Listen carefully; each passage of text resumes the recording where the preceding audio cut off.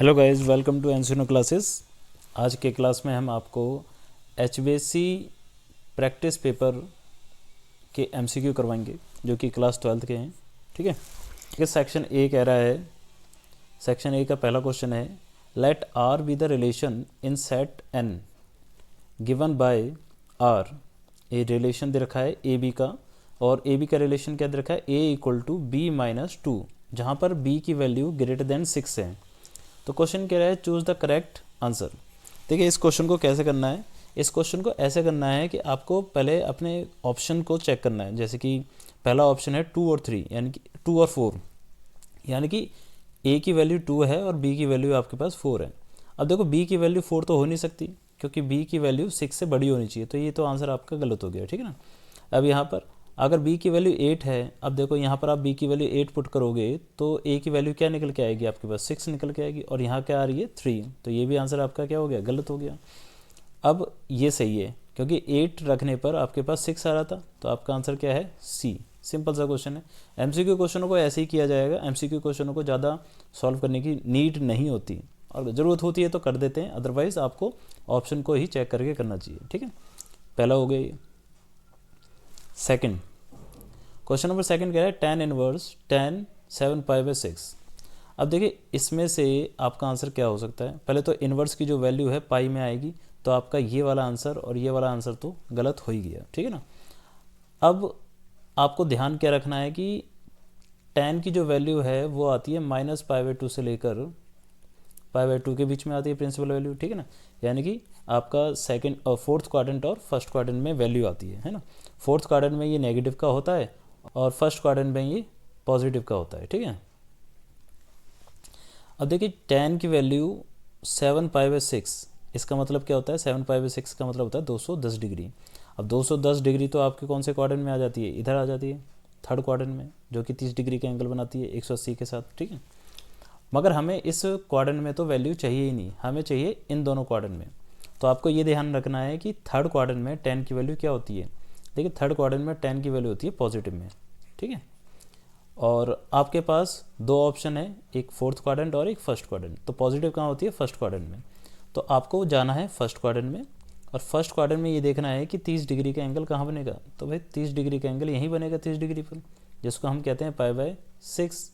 ठीक है, तो सीधी सीधी बात है कि tan की वैल्यू जो 7π/6 होगी उसका आंसर क्या हो जाएगा, π/6। चलिए देखते हैं अगला क्वेश्चन। क्वेश्चन कह रहा है ए दे रखा है ये, और आपको निकालना है a + a' = 2i। तो थीटा की वैल्यू निकालनी है। तो देखिए a तो आपके पास दे ही रखा है, आपको निकालना है a + a' = 2i है। ठीक है, a तो आपके पास यही है, tan theta cot theta minus cot theta और tan थीटा। अब इसको प्लस कर देंगे a' से, a' मतलब इसका उल्टा कर देंगे, यानी कि रो को कॉलम में कर देंगे। तो tan थीटा और ये जो cot थीटा लिखा है ये इधर आ जाएगा cot थीटा। ठीक है, और इधर वाला इधर चला जाएगा माइनस का cot थीटा, और ये tan थीटा तो यहाँ पर आई है, और ये हो जाएगा = 2i।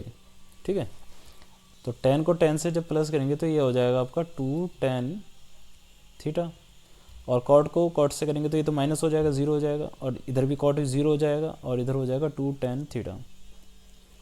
अब देखिए 2i का मतलब क्या होता है, 2 और 1 0 0 1, इसमें से 2 कॉमन आ जाएगा, तो tan थीटा की वैल्यू किसके बराबर आ जाएगी, 1 के बराबर। अब tan थीटा 1 कब होता है, जब थीटा की वैल्यू क्या होगी आपके पास, π/4, यानी कि 45 डिग्री में tan 1 होता है। तो इसका आंसर क्या हो जाएगा, 45। तो आंसर है आपका ए, π/4। ठीक है, देखते हैं अगला क्वेश्चन। ये क्या कह रहा है, if a matrix A both symmetric and skew symmetric. Simple बात है कि अगर कोई मैट्रिक्स ए है वो सिमेट्रिक भी है और स्क्यू सिमेट्रिक भी है, तो वो कब होता है ऐसा, वो तब होता है जब ए की वैल्यू क्या हो, मतलब ए जो हो एक ज़ीरो मैट्रिक्स हो, उसका ट्रांसपोज करने के बाद भी वो वैसे ही रहेगा, और माइनस भी कर दोगे तब भी वैसे ही रहेगा। तो एक ऐसी ही मतलब ज़ीरो मैट्रिक्स ही एक ऐसा मैट्रिक्स है जो सिमेट्रिक और स्क्यू सिमेट्रिक होता है। ठीक है ना, ये याद रखना आप। ठीक है, चलिए अगला देखते हैं, क्वेश्चन नंबर 5 में ये कह रहा है, if a vertices of triangle this then using determinant its area. तो डिटर्मिनेंट का यूज़ कर इसका एरिया बताना है। तो देखिए एरिया कैसे निकालते हैं इसका, सबसे पहले आप लगा देंगे हाफ, फिर एक मैट्रिक्स लिख देंगे जो इन पॉइंट से निकलेगा 1 0 6 0 और 4 3, और इसे स्क्वायर मैट्रिक्स बनाने के लिए 1 1 1 इस तरफ आ जाता है, ठीक है ना। अब इसका डिटर्मिनेंट निकाल देंगे, हाफ तो एज इट इज़ रहेगा। अब 1 और 1 से रिलेटेड रो और कॉलम चला जाएगा तो ये हो जाएगा 0 -3। अब 0 वाली टर्म तो चली गई तो प्लस का 1, ये वाला, ये लाइन गई और ये लाइन गई, तो 6 × 3 18 माइनस का 0, ठीक है। अब ये हो गया 1/2 -3 और प्लस का 18, जो कि हो जाएगा 15/2 स्क्वायर यूनिट, ठीक है। तो इसका आंसर आ जाएगा आपका 15/2 स्क्वायर यूनिट। सिंपल सा कंसेप्ट था, ठीक है। देखते हैं क्वेश्चन नंबर 6।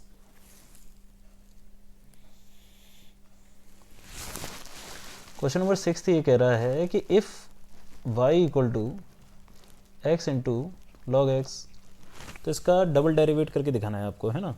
तो डबल डेरिवेट कैसे करेंगे, तो ये तो हो जाएगा u × v का फॉर्मूला।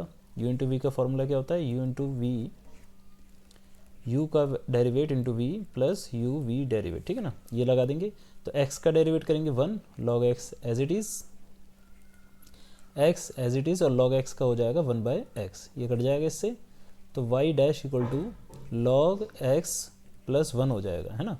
अब डबल डैश निकालने के लिए क्या करेंगे, log x का डेरिवेट क्या हो जाएगा 1/x और 1 का हो जाएगा 0, तो इसका आंसर आ जाएगा 1/x, सिंपल। तो आंसर आ जाएगा आपका ए 1/x, ठीक है। क्वेश्चन नंबर 7 ये कह रहा है anti derivative of this. Anti derivative का मतलब क्या होता है, इंटीग्रेशन, ठीक है। जब भी आपको एंटी डेरिवेट पूछा जाए तो आपको इंटीग्रेशन निकाल देना है। तो इंटीग्रेशन करना है आपको √x + 1/√x का। तो इसको क्या करेंगे, पहले तो जो डिवाइड में लिखा हुआ है उसे सही कर देंगे, तो ये हो जाएगा x की पावर -1/2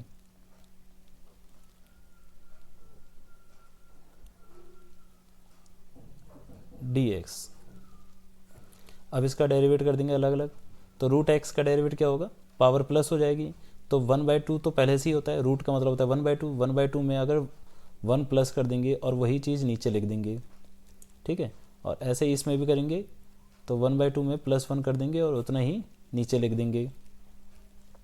अब इसको सॉल्व करेंगे तो ये हो जाएगा x की पावर 3/2 और ये भी हो जाएगा 3/2, और यहाँ हो जाएगा x की पावर 1/2 और यहाँ पर भी 1/2 और प्लस का c। अब ये जो 3/2 लिखा है ये ऊपर चला जाएगा तो ये हो जाएगा 2/3 x की पावर 3/2 और ये हो जाएगा 2 x की पावर 1/2 प्लस c। अब देखो आंसर कौन सा है आपका, 2/3 x की पावर 3/2 प्लस 2 × x की पावर 1/2 प्लस c, यानी कि c आंसर है आपका, ठीक। देखिए क्वेश्चन नंबर 8। क्वेश्चन नंबर 8 कह रहा है ex 1/x - 1/x²। तो देखिए इसमें जो फॉर्मूला लग रहा है वो लग रहा है ex fx प्लस f'(x). अगर ऐसा कंसेप्ट होता है तो इसका आंसर डायरेक्टली होता है ex fx। जैसे कि इसमें लग रहा है 1/x का जो डेरिवेट होता है वो क्या होता है, माइनस का 1/x² होता है, तो यहाँ पर भी ये fx हो गया और ये f'(x) हो गया, तो इसका डायरेक्टली आंसर हो जाएगा ex 1/x प्लस c। अब देखिए इनमें से ऑप्शन कौन सा हो जाएगा आपका, option B ex 1/x plus c, ठीक है। बहुत ही सिंपल सा कंसेप्ट था ये। अगला देखते हैं क्वेश्चन नंबर 9। क्वेश्चन नंबर 9 कह रहा है कि इंटीग्रेशन करना है -1 से लेकर 1, ये a होता है ये b होता है, और x की पावर 5 का इंटीग्रेशन करना है। तो इंटीग्रेशन करना है आपको -1 से लेकर 1 x की पावर 5 का। तो इंटीग्रेशन में क्या होता है, पावर ऐड हो जाती है और डिवाइड में भी उतनी ही पावर आ जाती है, तो ये हो जाएगा x की पावर 6/6 -1 से लेकर 1। सबसे पहले b वाली पावर को रखा जाता है, यानी कि ऊपर वाली को, अपर लिमिट को, तो 1/6 फिर माइनस करके नीचे वाली को, तो ये हो जाएगा -1 की पावर 6/6, तो ये हो जाएगा 1/6 माइनस का 1/6, तो आपका आंसर आ जाएगा 0, ठीक है। Question number 10। क्वेश्चन नंबर 10 कह रहा है कि the order of the differential equation. Order का मतलब होता है कितनी बार डेरिवेट हुआ है। तो देखिए इसमें क्वेश्चन में डेरिवेशन कितनी बार हुआ है, 2 बार। ये देखिए d² y/dx², तो डेरिवेशन तो 2 बार हुआ है, तो इसका ऑर्डर तो हो जाएगा 2, ठीक है। और अगर पावर वो डिग्री के लिए पूछा जाए कि डिग्री क्या हो जाएगी, तो डिग्री होगी जो डेरिवेट हुआ है उसकी पावर, जैसे कि इसकी पावर 1 है तो डिग्री हो जाती है आपकी 1, ठीक है। Question number 11, which substitution can be solve a homogeneous differential equation. Substitution का मतलब होता है जब हम होमोजीनियस इक्वेशन को सॉल्व करते हैं तो हम दो चीज़ों का यूज़ करते हैं, y equal to V X या तो x equal to V Y. तो ये वाला कंसेप्ट तब यूज़ करते हैं जब हमारे पास इक्वेशन आती है y अपॉन एक्स में, ठीक है। और ये वाली इक्वेशन आती है, मतलब ये तब यूज़ करते हैं जब हमारे पास इक्वेशन आती है x अपॉन वाई में। तो क्वेश्चन कह रहा है कि D X upon D Y दे रखा है आपको और एच एक्स अपॉन वाई। तो एक्स अपॉन वाई वाला कंसेप्ट किस में यूज़ करेंगे हम, इसमें x equal to V Y. तो आपको यही बताना है कि ये वाला सब्सटीट्यूशन इसमें यूज़ होगा, क्योंकि सब्सटीट्यूशन हमारे पास दो प्रकार के होते हैं, ठीक है। क्वेश्चन नंबर 12 कह रहा है कि फंक्शन दे रखा है sign X minus cos x जब x की वैल्यू नॉट इक्वल टू 0 है और k इक्वल टू 0 पर, और कॉन्टिन्यूस दे रखा है 0 पर, तो k की वैल्यू फाइंड करनी है। तो सिंपल सा क्वेश्चन है, LHL और एट पॉइंट को हम क्या रख देते हैं, बराबर कर देते हैं, ठीक है ना। तो यहाँ पर क्या करेंगे कि जब हम LHL रखेंगे तो sine X minus cos X equal to k रख देंगे और x की जगह पर क्या रख देंगे, 0।